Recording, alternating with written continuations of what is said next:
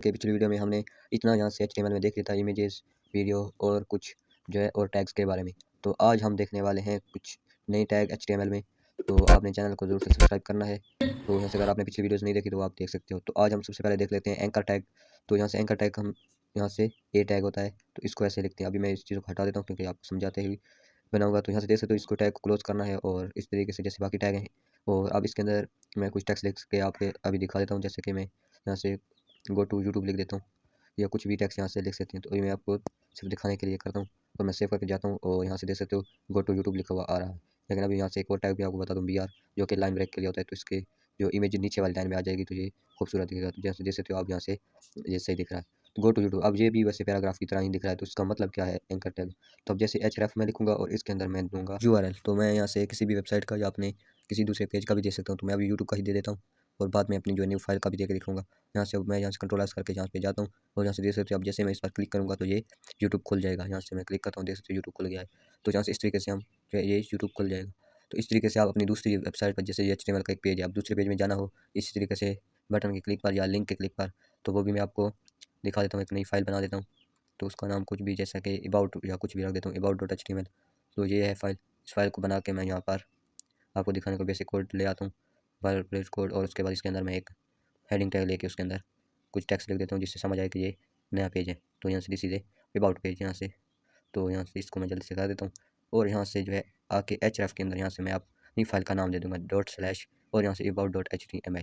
तो यहाँ से ये कर दूँगा और उसके बाद यहाँ से मैं ये यूट्यूब लेकर इसको भी अभी हटा देता हूँ क्योंकि हम गो टू अबाउट पेज या कुछ टेक्स्ट ये अपनी मर्ज़ी से जो देना चाहो वो दे सकते हो।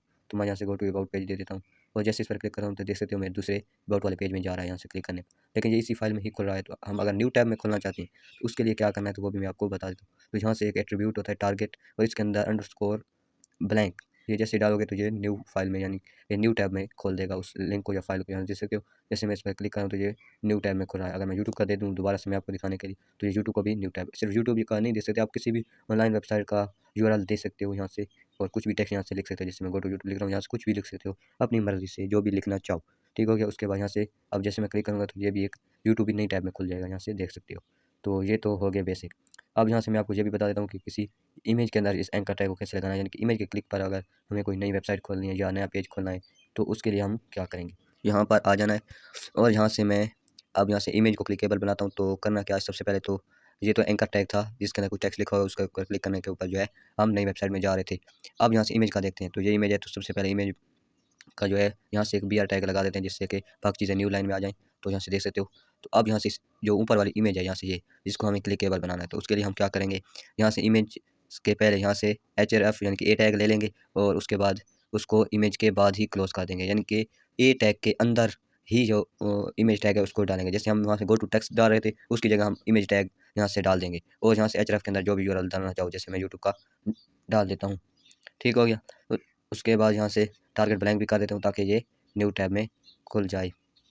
तो मैं यहाँ से आपके सामने कर रहा हूँ और यहाँ से अभी मैं यहाँ से इसको सेव करके आपको दिखाता हूँ। तो जैसे ही मैं यहाँ पर क्लिक करूँगा तो ये न्यू टैब में खुल जाएगा। यहाँ से देख सकते हो यूट्यूब इमेज के ऊपर क्लिक करने के ऊपर भी खुल रहा है, यहाँ से आप देख सकते हो। तो अब यहाँ से इमेज के बारे में भी हमने देख लिया। अब यहाँ से कुछ और टैग्स भी हम देख लेते हैं HTML के अंदर। तो यहाँ से एक बटन टैग होता है वो भी हम यहाँ से देख सकते हैं। तो मैं यहाँ से आपको इसके एंकर टैग के नीचे ही आपको दिखा देता हूँ। तो होता है बटन टैग, तो इसको लिखने का तरीका ये सेम है और इस टैग का नाम भी बटन होता है। और उसके बाद इसके अंदर हम कुछ टैक्स लिखते हैं जैसे कि क्लिक मी या कुछ भी टैक्स आप लिख सकते हैं। तो यहाँ से मैं यहाँ से दिखा दूँ तो इसके अंदर भी BR लगाना चाहिए था। तो यहाँ से भी BR लगा देता हूँ। तो यहाँ से जैसे BR लगाऊंगा तो यहाँ से आप देख सकते हो ये क्लिक मी, यहाँ से देख सकते हो ये बटन आ चुका हुआ है। तो ये HTML का बटन है। तो बाद में स्टाइलिंग वगैरह हम बाद में देखेंगे। ये बेसिक बटन हो गया और इसके ऊपर क्लिक करने पर अभी कुछ नहीं हो रहा क्योंकि अभी हमने जावास्क्रिप्ट वगैरह नहीं किया। तो वो करेंगे तो यहाँ से इसको क्लिकेबल भी बनाएंगे। उसके बाद हमारे पास एक स्पैन टैग होता है, वो भी मैं आपको बता दूँ। ये स्पैन टैग है तो ये भी बिल्कुल पैराग्राफ की तरह ही होता है, लेकिन इसका इस्तेमाल क्या होता है वो मैं आपको अभी बता देता हूँ। इसके अंदर भी मैं BR लगा देता हूँ।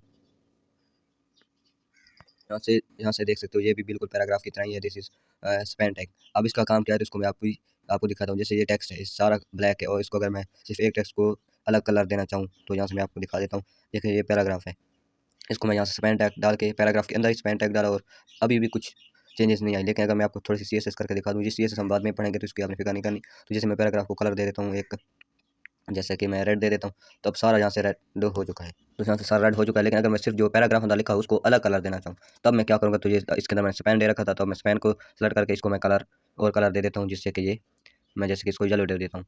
तो यहाँ से देख सकते हो इसका कलर येलो हो गया, लेकिन यहाँ से सही से नज़र नहीं आ रहा, तो मैं कोई और कलर दे दूँ, तो मैं यहाँ से आपको ये दिखाने के लिए कर रहा था।